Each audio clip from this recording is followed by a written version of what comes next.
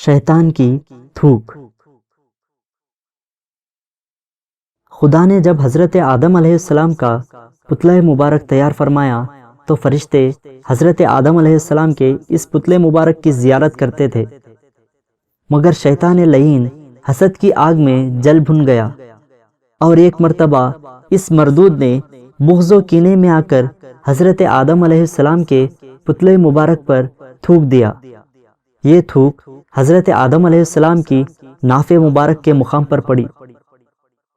خدا تعالیٰ نے حضرت جبرائیل علیہ السلام کو حکم دیا کہ اس جگہ سے اتنی مٹی نکال کر اس مٹی کا کتا بنا دو۔ چنانچہ اس شیطانی تھوک سے ملی ہوئی مٹی کا کتا بنا دیا گیا۔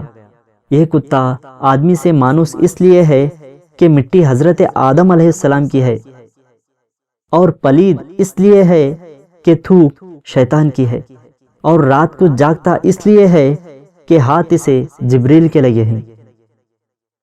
سبق: شیطان کے تھوکنے سے حضرت آدم علیہ السلام کا کچھ نہیں بگڑا، بلکہ مقام ناف شکم کے لیے وجہ زینت بن گیا۔